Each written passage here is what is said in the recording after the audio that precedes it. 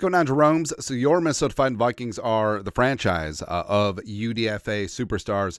Jumping John Randall back in the day, Texas A&I, Kingsville, Adam, Jerome, Ezekiel Thielen, Mankato State University Community College. CJ Ham, Augustana. They're cool. The marvelous Marcus Sherrills from the Gophers, as well as, of course, Ivan Pace Jr. Is the most recent example. Undrafted, unwanted, out of Cincinnati, which is BS. By the way, all 32 team scouting departments should be fired because they didn't draft Pace Jr. Look at this aesthetic. He looks like Latimer from the program. Come on, man. Come on. But he is quickly becoming a team leader, a superstar with the Vikings, and in short order, he will become one of the best off-ball linebackers in the game. I firmly believe that. And this year, the Vikings may need another UDFA superstar to step up. Now, Gabriel Murphy, respect, right? But Dwight McGlothern, a cornerback out of Arkansas, also played at LSU. He may have the opportunity, and the Vikings may need McGlothern, who can ball, absolutely can ball out, to step up in his inaugural season. So do not sleep on Dwight McGlothern. Now, this is bittersweet because this was Kyrie Jackson posted this after one of the OTA practices of McGlothern sleeping with his eyes open. Like, Dwight McGlothern doesn't sleep, he waits. Yeah. But also, McGlothern's already made an impression. OTAs, he was staying after practice, working with veterans, Byron Murphy Jr., absorbing all that knowledge, being humble, and accepting tutelage, accepting passing down of that knowledge and putting in some extra work. You love to see that.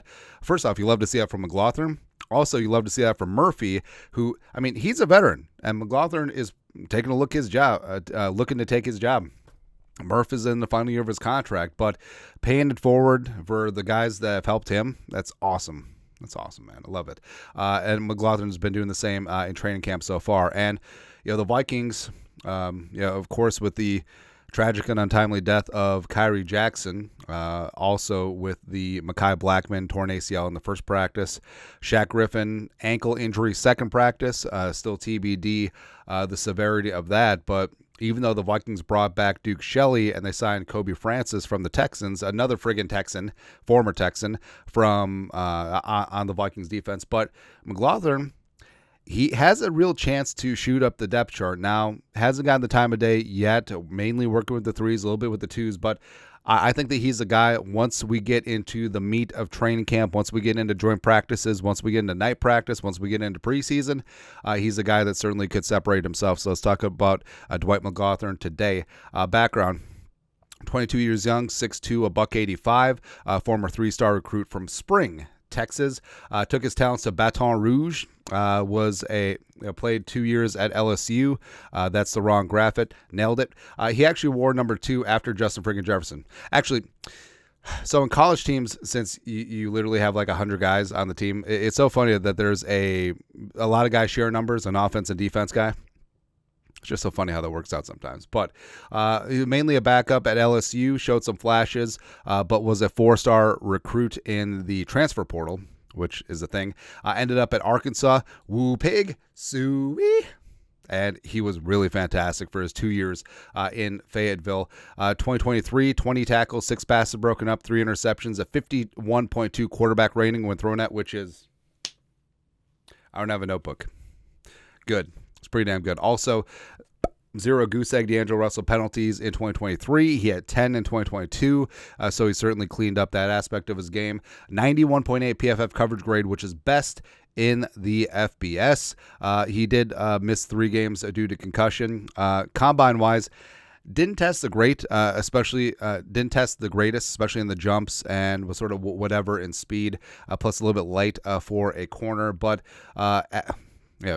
tall, long arms, average. It's so weird. You say that Dwight McGlothern's average as an athlete, but he's probably in the top 2% of all humans on earth. And meanwhile, we're just sitting on a couch, not doing anything with the couch, but eating Cheetos and stuff. You know what I mean? But a 5.87 RAS, as well as a 4.47 40. Yeah.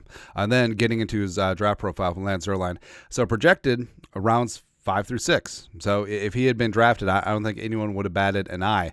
Overview, ball hawking cornerback with the eyes, instincts, and ball skills to flip the field against careless quarterbacks. McGlothern can field a little bit, press a little bit, and handle some man coverage. However, he might be his best in zone coverages, where he can scan the field and play chess with the route combinations and quarterbacks. He overlaps coverage areas to make plays on the football and has cover 3 cornerback written all over him. McGlothern is passive as a run defender, which will slide him down the board for some teams. He possesses average speed and athleticism, but the skills are there to label him a day 3 prospect with upside. So, stylistically wise, he more syncs up with what Flores did with the defense last year. A lot of zone, but this year wants to play a lot of press man, belt buckle to belt buckle, and it's a spot where, is it a perfect fit? No, but could McGlothern adjust with his ball skills and instincts? Yes. I think he absolutely could.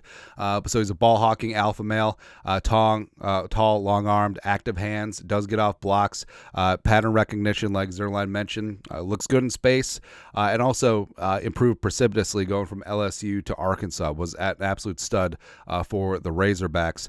Good change of direction footwork, cleaned up penalties like we mentioned, whatever as a tackler, but that's something certainly needs to be worked on. So I think that he could put in the work and he could become Dwight Schrute McGlothern.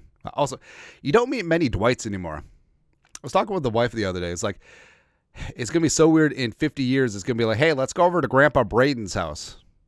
Grandpa Aiden, Grandpa Jaden, Grandpa Caden are going to be there too. You don't meet any Bobs anymore, like any Roberts. It's weird. Weird, man. Anyways, but given the Vikings cornerback situation, McGlothern does have a golden opportunity. I think that he will rise up. I think that he will contend for a 53-man roster spot and give an opportunity. Getting out on the field. I think that he could be a dude that is so good it's tough to take him off the field. And the Vikings haven't gotten the return on investment in Booth and Evans as of yet. So I think McGlothern, it's really wide open. Pending what happens with Griffin, besides Duke Shelley, who's a minor deity, we know this. Beyond Murph, there isn't any stone cold locks in that cornerback room. So I think that McGlothern could certainly rise up. So again, don't sleep on him. Do not sleep on Dwight McGlothern. But your thoughts are thoughts. Could Dwight McGlothern be this year's Ivan Pace Jr.? Why the hell not? Let us know your thoughts. Our thoughts, comment section below. You guys know what to do. Skol, production value.